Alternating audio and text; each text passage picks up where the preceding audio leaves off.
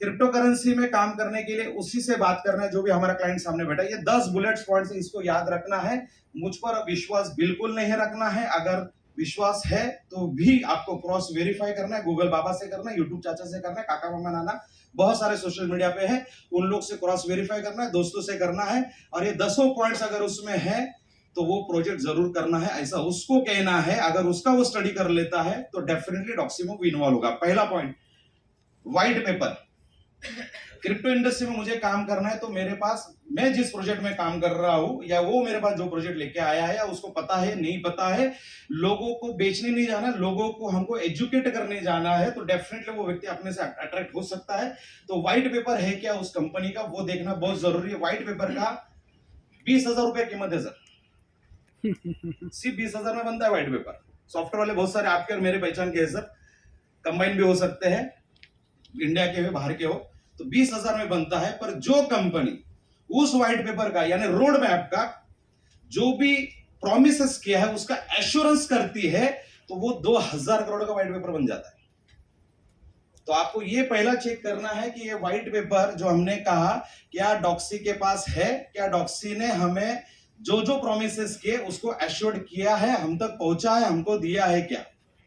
अगर यस है तो ये हमारा पहला बुलेट पॉइंट क्लियर हो गया।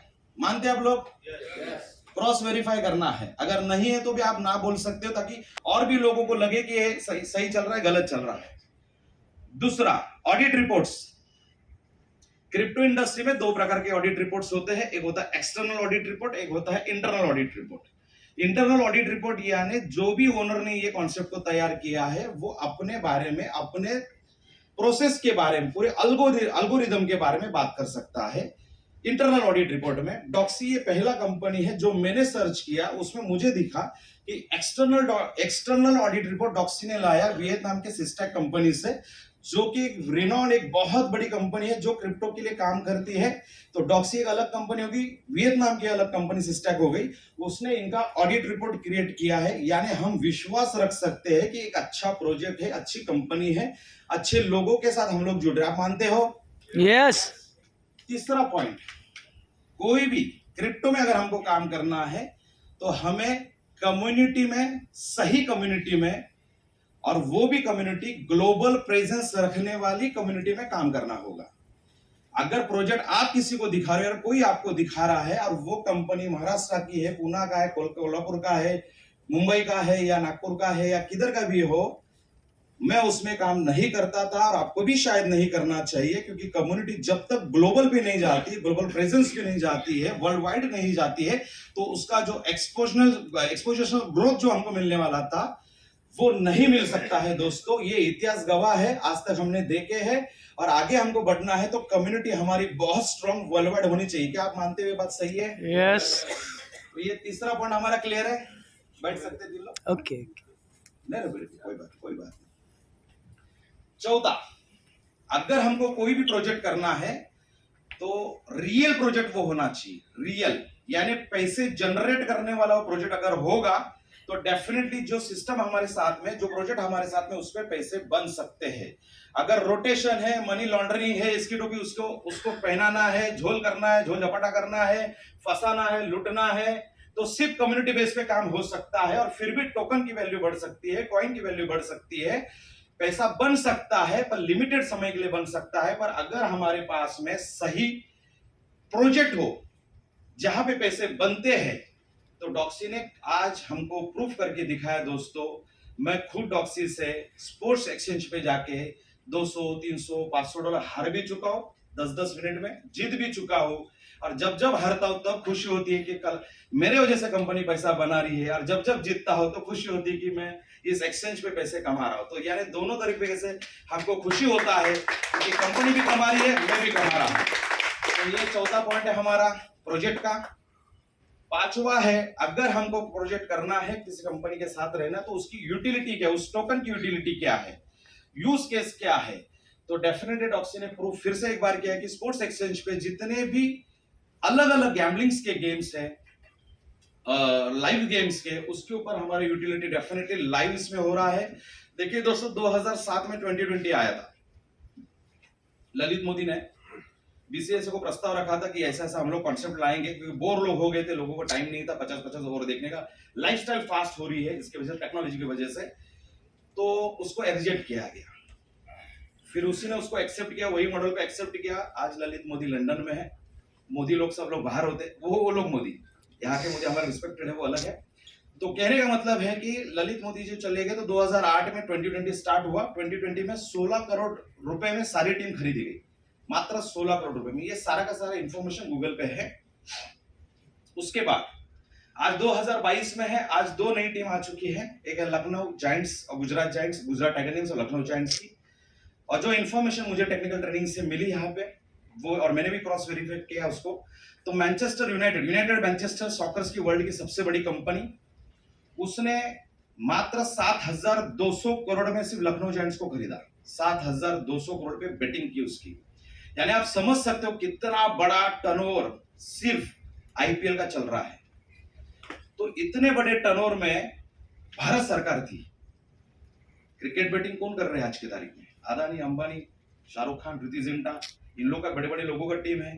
तो लीगल वे में आने के लिए भारत सरकार ने एक प्लान किया, जैसे आज जो हम लोग बैठे हैं वैसे वो लोग भी आक्रोश में बैठे रहेंगे।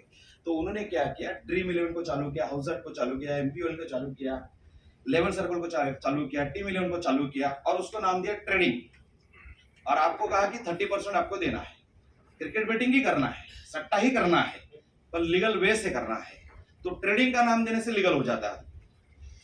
देखिए, आज शाहरुख खान जी आते हैं टीवी पे, बोलते हैं जंगल रमी खेलो, तीन बत्ती खेलो, आपके सामने, आपके टीवी पे, आपके घर पे आके, आपके बाप के सामने, बच्चे के सामने आके बोलते हैं जुआ खेल, जुआरी बन, तेरे को पैसा कमाना, जुआरी बन।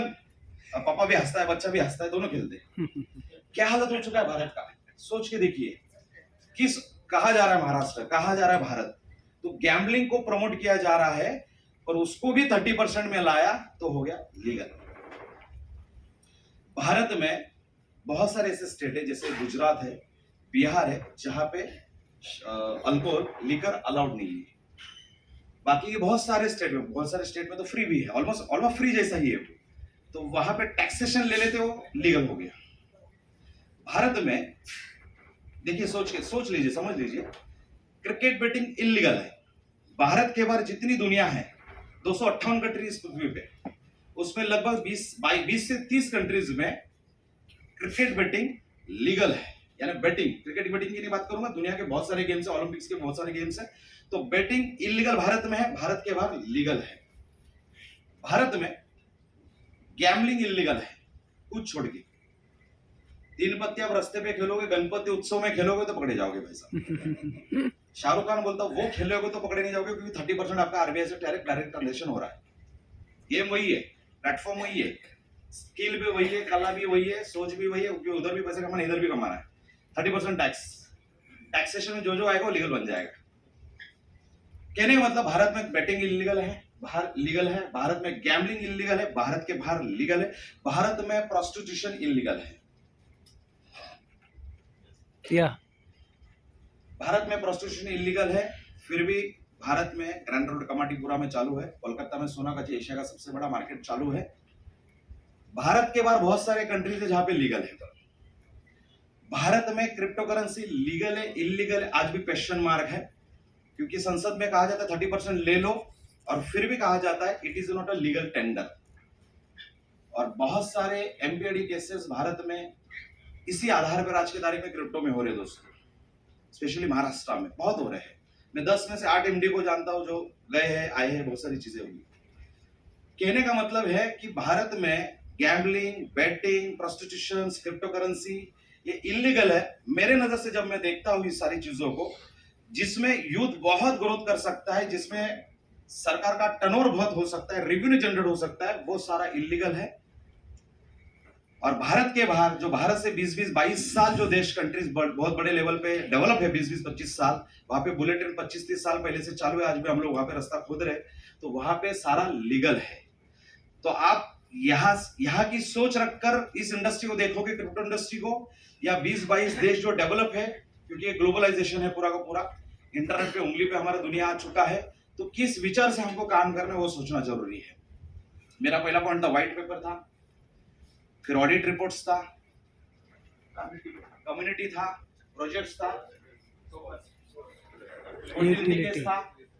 इसके बाद ये ट्रांसपेरेंसी, क्या हम लोग ट्रांसपेरेंसी चेक कर सकते हैं क्या? अगर ये सारी बातें ट्रांसपेरेंट है, ट्रांसपेरेंट के साथ है, तो हम लोग को वो प्रोजेक्ट करना चाहिए। टोकोनॉमिक्स, क्या ये टोकोनॉमिक्स भी ट्रांसपेरेंसी के साथ हो सकता है क्या?